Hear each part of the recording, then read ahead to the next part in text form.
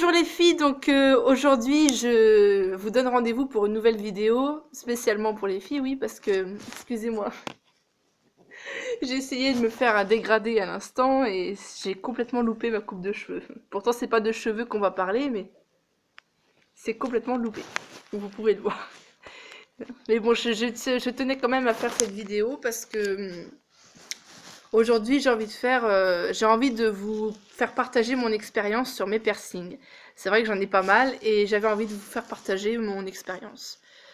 Je vous parlerai de mon expérience à moi, donc ce que j'ai vécu quand je les ai faits, pourquoi j'ai eu envie de les faire et quelle est la douleur que j'ai ressentie et puis la douleur qu'on ressent en général, le prix, voilà, tout ça. Donc déjà, je vais vous parler de mon tout premier piercing que j'ai fait, c'était le 30 décembre 2010, c'est ça, c'était au nez. Donc je l'ai enlevé, mais c'était au nez. Donc à la base, ça fait depuis l'âge de 14 ans que je voulais un piercing. Mes parents, ni l'un ni l'autre, n'étaient d'accord, trouvaient que j'étais trop jeune et tout. J'ai redemandé à l'âge de 15 ans, c'était toujours non. 16 ans, on m'a dit oui, peut-être, peut-être. Et en fait, bah non. Et puis finalement, à mes 17 ans, ma mère a bien voulu. Donc c'était le 30 décembre 2010, j'avais eu 17 ans 3 semaines auparavant. Donc elle avait dit oui, 3 semaines après mes 17 ans, je me suis fait percer le nez. Et elle m'a dit le nez c'est tout, mais après c'est terminé quoi. Je veux dire, et elle m'a dit même quand tu seras majeur, je veux pas que t'en aies, tout ça, je veux pas que t'en aies d'autres, machin. Moi, je disais vraiment, ce sera un seul et après, ce sera terminé.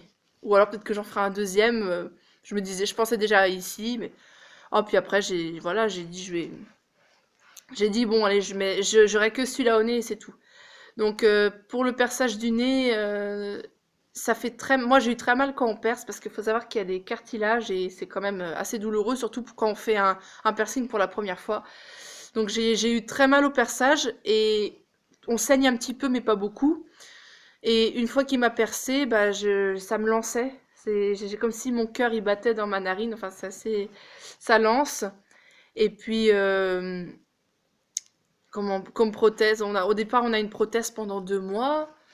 Donc moi j'ai eu des complications en fait.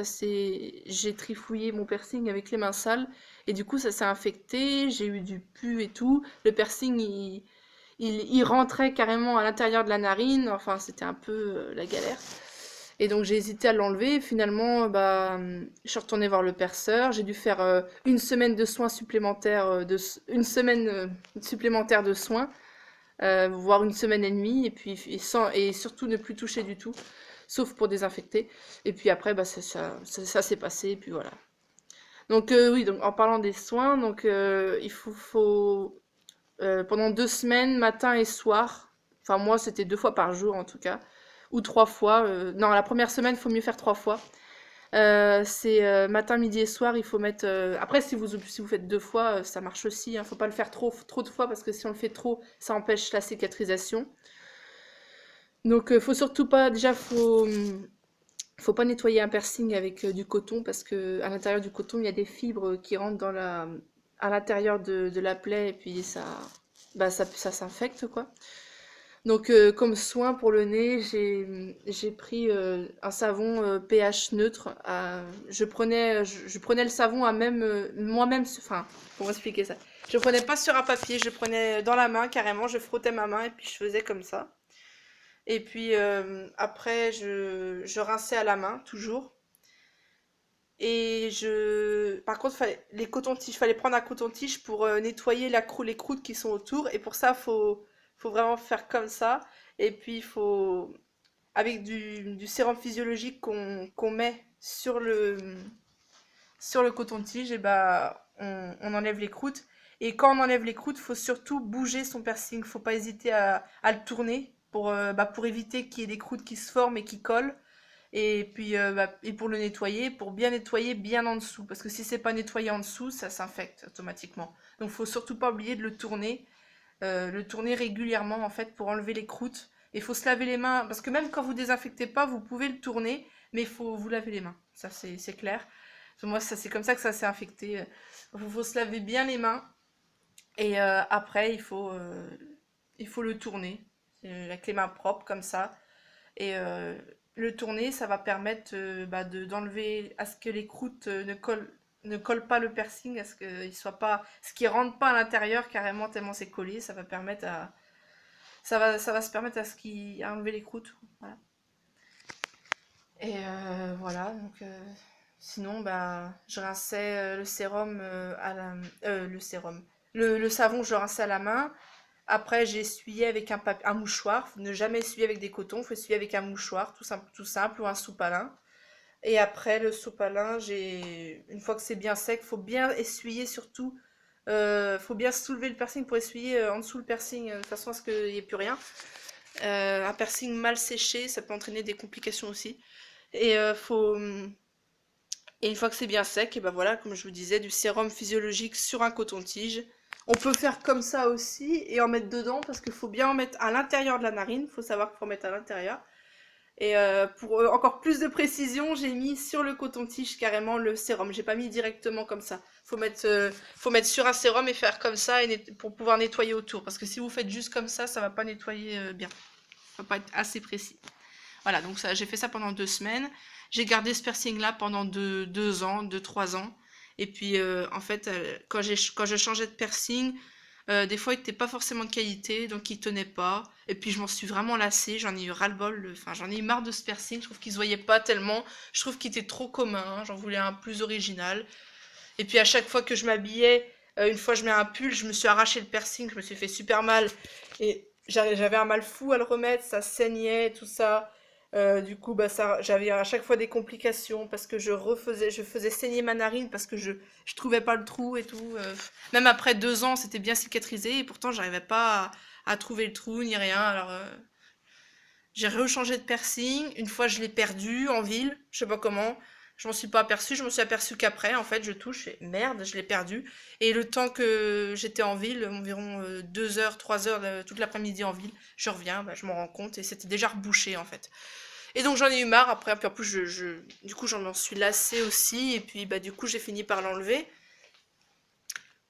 Et le 25 avril 2012, j'ai eu envie de faire un piercing ici. Je trouvais ça super joli. Ma mère voulait pas, mais vu que je partais de chez elle, j'étais majeure pourtant, mais vu que je partais de chez elle, voilà, pour raisons personnelles et tout ça, je me suis dit, bah je vivrai plus chez elle, alors autant le faire. Et donc je suis allée le faire chez un tatoueur vraiment bien, un perceur pardon, très qualifié, franchement les conditions d'hygiène sont très bien. Donc j'ai fait celui-ci le 25 avril 2012 et et ça s'est très bien passé, j'ai pas eu trop mal, mais c'est surtout après en fait. Après ça gonfle et ça gonfle tellement qu'on est tout rouge. On a la lèvre aussi qui double de volume. Et puis les soins, bah c'est le perceur qui m'a fourni une petite boîte avec des soins. Donc il y avait du produit moussant, du sérum physiologique, pareil, euh, et puis un gel antibactérien à mettre après. Et aussi faire un bain de bouche parce que vu que c'est à l'intérieur, voilà, et il faut faire un bain de bouche régulièrement. Voilà. Donc faut faire un bain de... Donc les soins, c'est pendant 3 semaines et une semaine 3 fois par jour avec le bain de bouche. Et et pendant 2 autres semaines, c'est 2 fois par jour. Et les bains de bouche, par contre, je les fais un peu moins parce que ça cicatrisait bien à l'intérieur. C'est surtout là, en fait, que ça avait du mal. Et la prothèse était en plastique et du coup, bah, c'était pas trop cicatrisé. Je jouais déjà avec et je mâchouillais dedans et j'ai fini par casser la prothèse. Et j'ai eu des complications, encore une infection. Donc j'ai hésité à l'enlever. Et puis finalement, pour éviter le pire, je suis retournée voir le perceur. Il m'a mis une prothèse en métal, mais normalement le métal ça abîme les mailles, donc faut mieux prendre en plastique. Mais moi les mailles elles touchaient pas trop la dent, donc ça allait. Et donc après ça m'a empêché carrément de jouer avec, et je me suis dit faut plus que je joue avec. J'ai pu jouer avec, et puis finalement j'ai pu le garder parce que bah j'ai dû refaire des soins, puis ça a guéri. Finalement j'ai pu le garder, j'ai pas eu besoin de l'enlever. Voilà. Donc pareil, pour désinfecter, il faut toujours se laver les mains. Et voilà. Faut pas trop le faire. Si c'est 3 fois par jour pendant 3 semaines, ça fait beaucoup. Franchement, ça fait vraiment beaucoup. Moi, je l'ai fait pendant 2 semaines et que 2 fois par jour. Sauf la première semaine, je l'ai fait 3 fois par jour, mais après j'ai fait pendant 2 semaines 2 fois par jour. Et encore pendant, j'ai même pas fait 3 semaines, j'ai fait 2 semaines et demie parce que la troisième semaine c'était vraiment bien cicatrisé. Donc j'ai juste joué avec en fait après. Donc, et j'ai touché avec les mains sales aussi. Et quand vous le désinfectez, il faut le tourner pour le décoller des croûtes en fait. Et pour éviter qu'il se colle aux croûtes. Voilà. Ah oui, j'ai oublié de dire, le prix pour le nez, ça m'a coûté 35 euros. Celui-là était relativement cher. Je suis allée chez un perceur de très bonne qualité, mais il était vraiment cher. Il m'a coûté 60 euros. Les soins, 5 euros. Donc voilà. Mais sinon, 60 euros. Et je suis très satisfaite de ce piercing. Je l'adore. Et ça fait 4 ans que je suis percée ici. 2012, oui, c'est ça. Voilà, ça fait 4 ans que je suis percée là et je regrette vraiment pas. Et c'est beaucoup plus joli qu'au nez. Enfin, moi, je préfère. Voilà. Et donc, un peu plus tard, j'ai fait le piercing Madonna. C'est un piercing qui me faisait vraiment super envie. À la base, quand j'ai fait celui-là, j'hésitais entre celui-là et celui-là. Et finalement, j'ai opté pour celui-là. J'ai dit, on verra celui-là plus tard. Et finalement, plus tard, bah, j'ai toujours eu envie, malgré que j'avais celui-là, j'avais envie d'un deuxième. Mais je me suis dit, je sais pas si ça va faire bien avec celui-là et tout. Et finalement, j'ai eu trop envie de faire celui-ci. Et j'ai dit, j'ai trop envie là. Et en février 2014, parce que j'avais assez d'argent et tout, j'ai dit, je vais le faire. Et j'y suis allée. Et là, c'est marrant parce que c'est pourtant la même zone presque, mais ici il y a plus de peau, plus de cartilage qu'ici, ce qui fait que j'ai eu très mal ici, mais vraiment mal, beaucoup plus mal que là. Par contre, j'ai pas saigné, pas du tout. Donc c'était en février 2014, j'ai pas saigné du tout, du tout. Et, euh, et puis, qu'est-ce que je vais dire.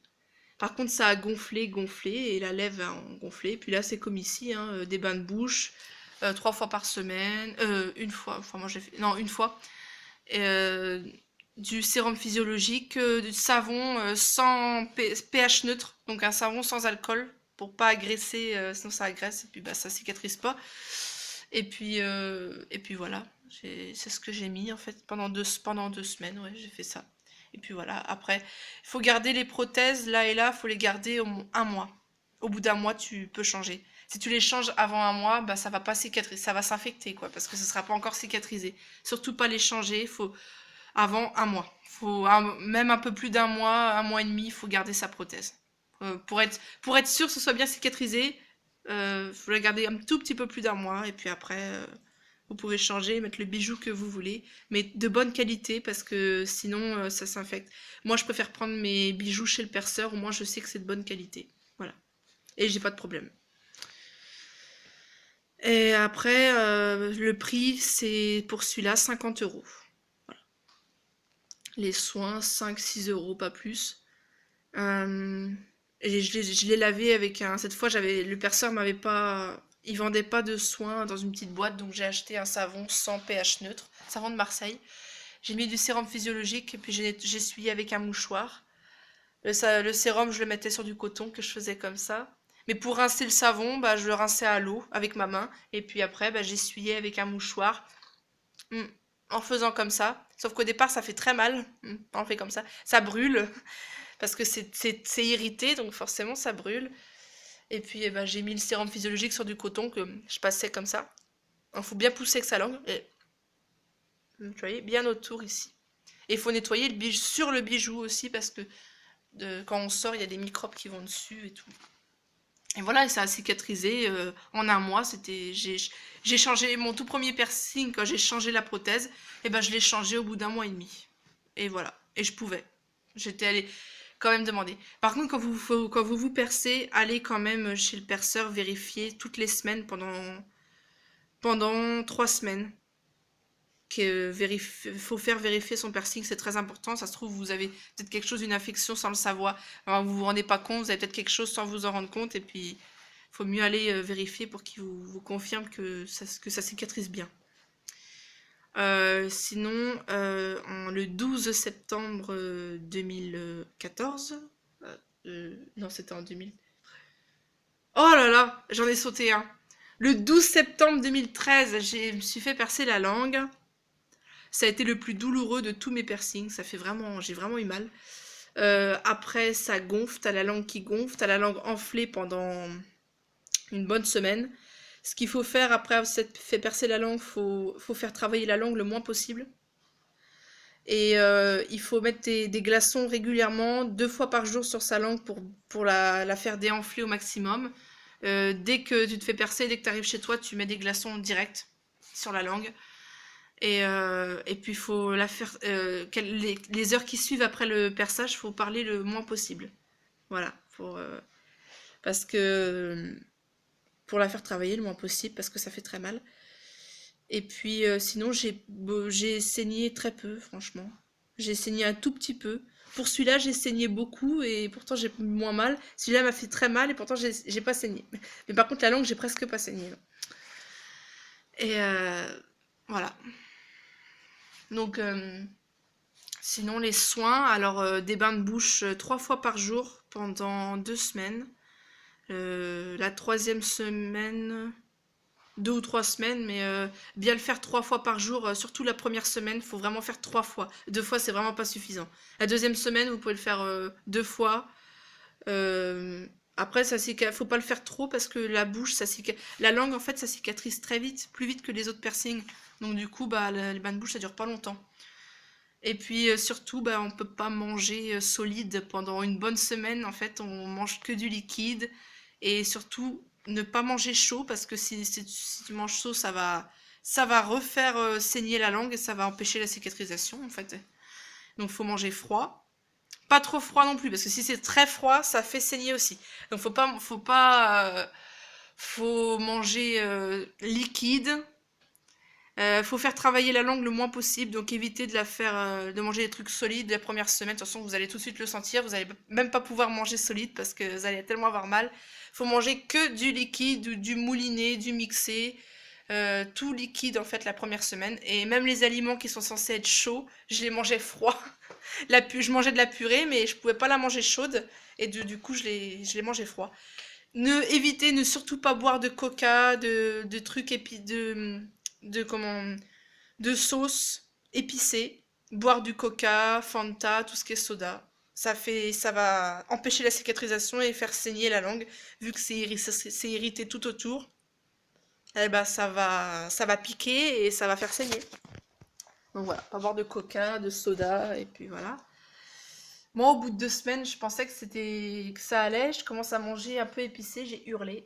Donc, mais ça a pas saigné, donc c'était en bonne voie. Mais bon, c'était encore douloureux, donc j'ai évité.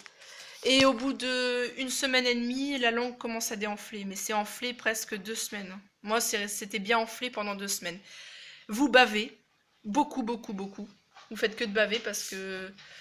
Et vous avez tellement mal à la langue que vous avez un mal fou à avaler. Et moi, personnellement, la douleur était tellement forte que c'était insupportable. J'étais sous anti-inflammatoire pendant 1 semaine et demie quand même. Et sans les anti-inflammatoires, j'aurais pas tenu et je l'aurais enlevé, je crois, parce que vraiment c'était insupportable. Donc heureusement que j'avais les anti-inflammatoires. Ne pas prendre d'aspirine parce que ça fait fluidifier le sang et ça va faire saigner tant que c'est pas cicatrisé. Donc prendre du paracétamol ou du dafalgan. Voilà. Voilà, c'est pas prendre des trucs qui fait fluidifier. Ça, voilà, donc la langue, donc on bave beaucoup, et on zozote pendant au moins 2 semaines, hein. Quand on n'est pas habitué, on zozote bien pendant 2 semaines, surtout quand c'est bien enflé, on zozote bien comme il faut. Et la prothèse, faut la garder 1 mois maximum, hein. 1 mois et demi, 2 mois. Après, vous pouvez changer. Au début, vous pourrez pas le bouger, hein, il restera comme ça. N'essayez pas de le toucher, de le faire bouger, surtout si vous avez les mains sales, là c'est l'infection garantie. Il faut surtout pas essayer de le bouger parce que quand c'est pas cicatrisé, il reste raide, il bouge pas. Et puis dès que vous pouvez faire ça, le bouger, ça veut dire qu'il est bien cicatrisé. Donc vous pouvez changer et mettre un nouveau bijou de qualité. Donc achetez plutôt vos bijoux chez le perceur, c'est le mieux. Ou une boutique qui travaille avec le perceur, quoi. Moi, c'est là où j'achetais les bijoux aussi quand j'étais en Bretagne. Voilà. Et puis le prix, j'ai payé 50 € aussi pour la langue. Et les soins, le bain de bouche coûte pas très cher. J'ai pris un bain de bouche, faut prendre un bain de bouche spécial pour la langue, on va dire, pas des bains de bouche qui piquent très fort. Sinon, faut le diluer avec de l'eau, pas trop non plus, mais un peu. Et voilà. Sinon, ça fait très mal. C'est vrai que c'est assez douloureux. Faut bien réfléchir avant de le faire. Faut vraiment pas le faire sur un coup de tête. Faut d'abord regarder des vidéos. Moi, c'est ce que j'ai fait. J'ai d'abord regardé des vidéos. Je me suis d'abord renseignée autour de moi, savoir comment c'était. J'avais des amis qui avaient des piercings sur la langue. Je leur ai demandé comment ça faisait, la douleur qu'elles ont ressentie, comment c'était, qu'est-ce qu'il fallait manger. J'ai demandé comment était la douleur et j'ai réfléchi. Mais ça m'a pas freiné pour autant. C'est pour ça que je l'ai fait. Et donc pardon. Ici, ça fait pas 4 ans, attendez. Ça va faire 3 ans au mois de septembre que j'ai mon piercing sur la langue et j'en suis vraiment trop fière. Je l'adore. Je change de bijoux régulièrement. C'est déjà arrivé que ça m'est déjà arrivé d'avaler mon piercing 3 fois. Des choses qui arrivent.